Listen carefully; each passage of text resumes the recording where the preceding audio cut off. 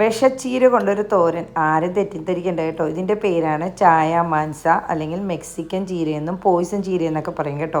ഞാനിതിൻ്റെ മരം കുറേ നാളായി നട്ടുപിടിപ്പിച്ചിട്ട് ഇതുവരെയും ഇത് ഉണ്ടാക്കിയിട്ടില്ലായിരുന്നു. അപ്പോൾ അതിൽ നിന്ന് ഞാൻ കുറച്ച് തളിരില നോക്കിയിട്ടാണ് കേട്ടോ നുള്ളി എടുത്തിരിക്കുന്നത്. ഇതിനെ ഒരു വിഷാംശമുണ്ട്, നമ്മുടെ കപ്പയിലൊക്കെ ഉള്ള പോലത്തെ ഒരു വിഷാംശം. അപ്പോൾ അതുകൊണ്ട് ചില ആളുകളൊക്കെ ഈ ഇല തിളച്ച വെള്ളത്തിൽ മുക്കി പിഴിഞ്ഞൊക്കെ എടുക്കാറുണ്ട്. പക്ഷേ ഞാൻ നേരിട്ട് തന്നെ ഇതുപോലെ നന്നായിട്ട് കഴുകിയെടുത്തിട്ട് ചെറിയ കഷ്ണമായിട്ട് ഇങ്ങനെ അരിഞ്ഞെടുക്കുകയാണ് ചെയ്തത്. ഇനി ഇത് നമുക്ക് നന്നായിട്ടൊന്ന് വേവിച്ചാൽ മതി. നമ്മുടെ സാധാരണ ചീരയൊക്കെ തോരൻ വെക്കുമ്പോൾ അധികം വേവിക്കാറില്ലല്ലോ, ഇത് കുറച്ചധികം നേരം ഒന്ന് വേവിച്ചാൽ മാത്രം മതി കേട്ടോ.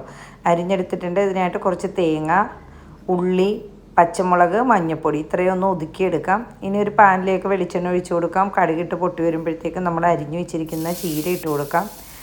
എന്നിട്ട് ഇത് നന്നായിട്ട് ഒന്ന് മിക്സ് ചെയ്ത് കൊടുക്കാം കേട്ടോ. നന്നായിട്ട് മിക്സ് ചെയ്തിട്ട് ചെറിയ തീയിൽ വെച്ചിട്ട് ഒന്ന് മൂടി വെച്ച് ഒരു 10 മിനിറ്റ് നമുക്കൊന്ന് വേവിച്ചെടുക്കാം. ഇനി ഇതിലേക്ക് ആവശ്യത്തിന് ഉപ്പിട്ട് കൊടുക്കണം. പിന്നെ നമ്മൾ ഒതുക്കി വെച്ച തേങ്ങ ഉണ്ടല്ലോ, അത് ആദ്യം ഇട്ട് കൊടുക്കാം.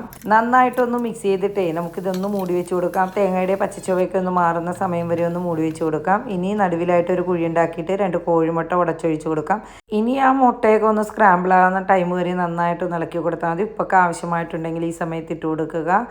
നമ്മുടെ അടിപൊളി നല്ല ടേസ്റ്റി ആയിട്ടുള്ള ചായ മാൻസ അല്ലെങ്കിൽ മെക്സിക്കൻ ചീര കൊണ്ടുള്ള തോരൻ തയ്യാറായിട്ടുണ്ട്. എല്ലാവരും ഒന്ന് ട്രൈ ചെയ്ത് നോക്കാൻ മറന്നു പോകരുത്.